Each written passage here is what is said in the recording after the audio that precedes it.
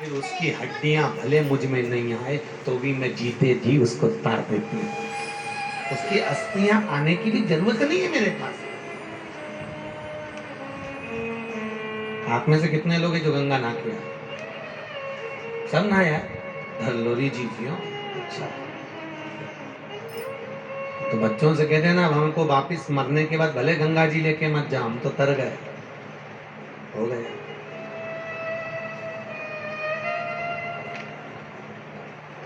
पर जिसके मन में अगर गंगा के प्रति भाव ना हो, जिसके प्रति शिव के प्रति भाव ना हो, होता है एक पत्नी अपने बेटे को ले जाके गंगा जी के घाट पर अपने पति के लिए पिंडदान कर रही थी। उसने भोजन, पंडितों ने कहा भोजन बना के यहाँ घाट पे रखो, कौए के लिए घाट पे भोजन रखा।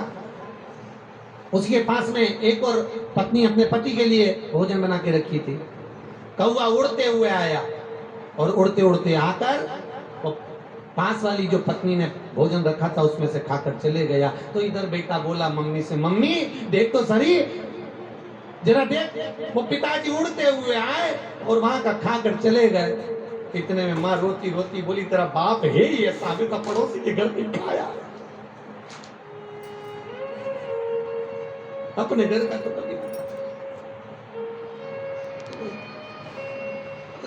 सुख दे। तो लीजिए, एक बार हम लोग यहाँ से कथा करके विवेक विहार के लिए आ रहे थे वहां से। तो जब विवेक विहार में कथा थी, जब आ रहे थे तो ट्रेन में हमारी जो बर्थ थी उसके पास में एक भैया की बर्थ थी।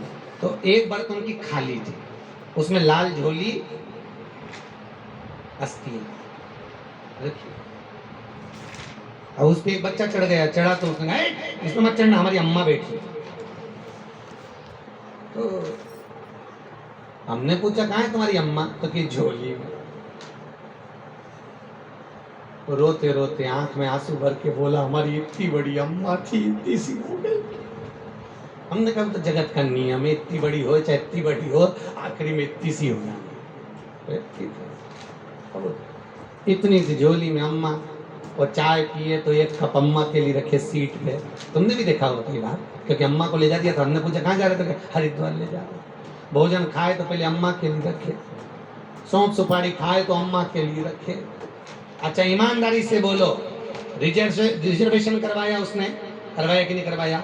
चाय भी पिलाई उसने, रोटी भी खिलाई उसने, पर मरने के बाद अम्मा को चाय भी पिला रहा है, रोटी भी खिला रहा है, रिजर्वेशन करा के हरिद्वार भी ले जा रहा है। अगर वही अम्मा को जीते जी ले जाता, अरे बोलो तो सही, अरे ओ शालीमार बाग वाली, बोलो तो, अगर जीते जी ले जाता तो मरने के बाद ले जाने की जरूरत पड़ती क्या?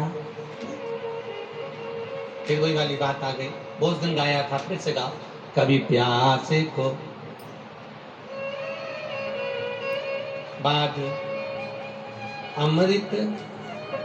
बहुत बढ़िया, शालीमार बाग वाले, तुम्हें तो पूरा पूरा याद है रे, बहुत जोर। एक बार ताली बजाओ सबके लिए, बहुत बढ़िया होना चाहिए। कभी प्यासे को पानी पिलाया नहीं, बात अमृत पिलाने से क्या फायदा। कभी गिरते हुए को उठाया नहीं, बाद आंसू बहाने से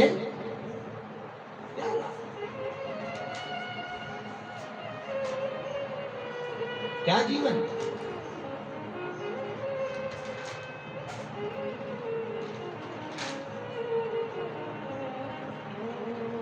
इसलिए कह देना तुम लोग, मुझे मरने के बाद भले गंगा मत ले जाओ, पर एक बार जीते जी गंगा मिले।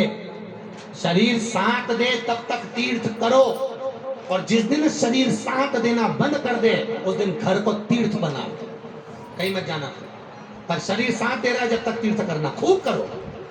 हाथ पैर चले, खूब तीर्थ जाओ, पर हाथ पैर चलना बंद कर दे, घर को तीर्थ बना लो, फिर कहीं नहीं जाना अपने को। फिर भगवान खुद तुमसे मिलने आए, तुम्हें जाने की जरूरत नहीं। खूब जाओ, खूब भजन करो, खूब कीर्तन करो, खूब नाम जाप करो, खूब स्मरण करो।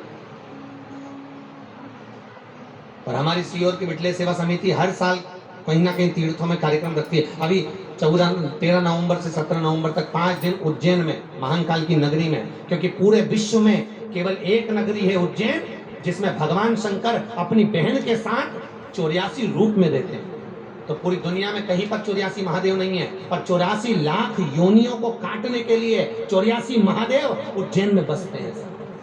आप लोग गए उज्जैन? कौन कौन गए उज्जैन? महाकाल की नगरी में 84 महादेव करके आए? कभी 84 महादेव करे कि नहीं करे?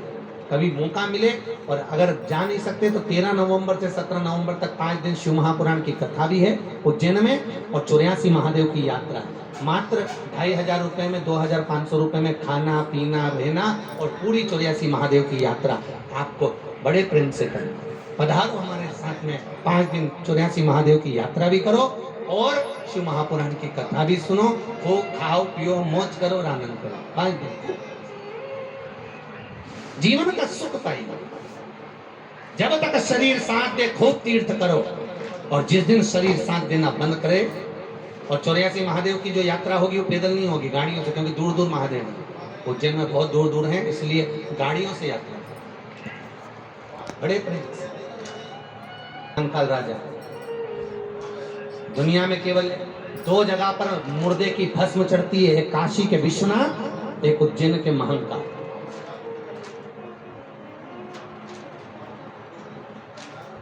दुनिया में 2 जगह पर काल भैरव विराजमान हैं जो मदिरा का पान करते हैं, उज्जैन का भैरवनाथ और एक काशी का कोतवाल भैरव काल, दोनों मदिरा का। अभिमुक्त नगरी है, मोक्ष नगरी है। उसी तरह महाकाल अभिमुक्त सुख का आनंद, जीवन का सुख पाइए, आनंद। शास्त्र का है